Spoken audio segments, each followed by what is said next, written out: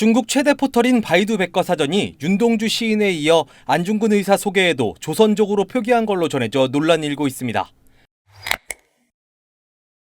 서경덕 성신여대 교수는 이 내용을 페이스북에 공유하며 역사 왜곡이 심각하다고 지적했습니다. 서 교수는 오늘 SNS를 통해 바이두가 윤동주와 관련해 몇 년간 민족을 조선족으로 명시했다며 최근 바이두를 검색하던 중 안중근 의사와 관련해 민족 집단을 조선족으로 표기한 것을 발견했다고 설명했습니다.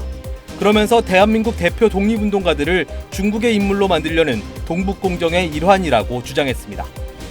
그는 지난 몇 년간 윤봉길 의사, 이봉창 의사와 관련해 바이두에서 민족을 조선족으로 표기한 것을 발견한 후 꾸준히 항의해 윤봉길 의사의 조선족 표기를 없애는 성과도 있었다며 체계적으로 준비해 강하게 대응한다면 왜곡을 충분히 막아낼 수 있다고 말했습니다.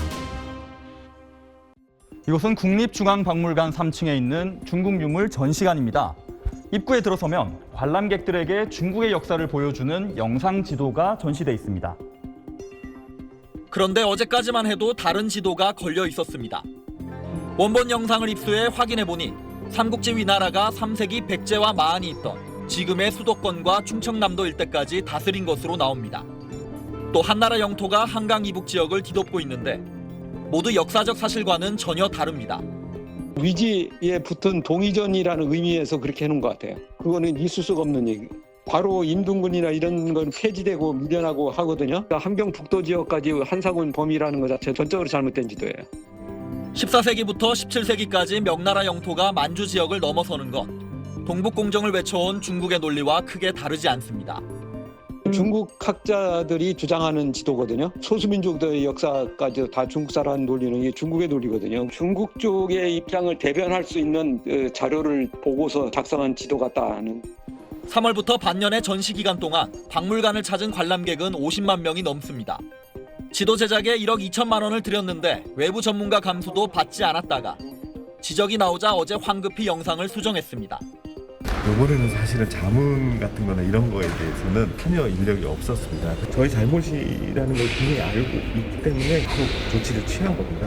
대한민국을 대표하고 또 국민 세금으로 운영되는 이 국립중앙박물관에서 지난해에 이어서 올해도 역사 왜곡 시비가 일만한 그런 전시를 허용했다라는 것은 대단히 충격적이고요. 책임을 다해 소명하고 재발 방지를 반드시 약속해야 할 겁니다. 박물관 측은 영국의 미술사 자료를 근거로 지도를 제작했다 오류가 발생했다며 외부 자문을 받아 디지털 역사 지도 전체를 검증하겠다고 밝혔습니다.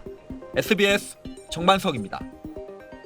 한 중국 게임 개발사가 모바일 게임을 새로 출시하면서 이순신 장군을 중국인으로 광고했다가 거센 비난을 받았습니다. 최근 한 중국 게임 개발사가 모바일 게임을 출시하면서 SNS에 게임 속 영웅들을 소개하는 광고를 올렸는데요. 이순신 장군을 중국 문명에 속한다고 소개하고 있습니다. 광고를 본 국내 누리꾼들이 역사 왜곡이라고 분노하자 게임 개발사의 한국 법인은 운영팀에서 명칭이 잘못 기재됐음을 확인하고 즉시 삭제 조치했다며 이미지 제작 작업 중 편집 실수가 발생했고 따로 검수를 받지 않은 채로 광고에 사용된 것이라고 해명했습니다. 이에 대해서 서경덕 성신여대 교수는 선을 제대로 넘었다고 강도 높게 비판했는데요. 중국이 지속적인 문화 공정의 수단으로 게임을 활용했다는 것에 주목해야 한다면서 특히 모바일 게임은 아동과 청소년에게 접근성이 높은 만큼 잘못된 문화와 역사의식을 심어줄 우려가 크다고 지적했습니다. 글로벌 OTT 디즈니 플러스에서 방영 중인 한 중국 드라마가 한국 드라마 표절 의혹과 문화 공정 논란으로 도마에 올랐습니다. 최근 여러 온라인 커뮤니티에는 중국 드라마 진수기를 본 누리꾼들의 후기가 올라왔는데요. 이 진수기는 지난 4월 디즈니 플러스를 통해서 한국을 제외한 전 세계에 공개된 드라마입니다. 세계 최고 요리사가 되고 싶은 서민 출신의 주인공이 황궁으로 들어간 뒤에 생기는 성장과 사랑 이야기를 담고 있는데요.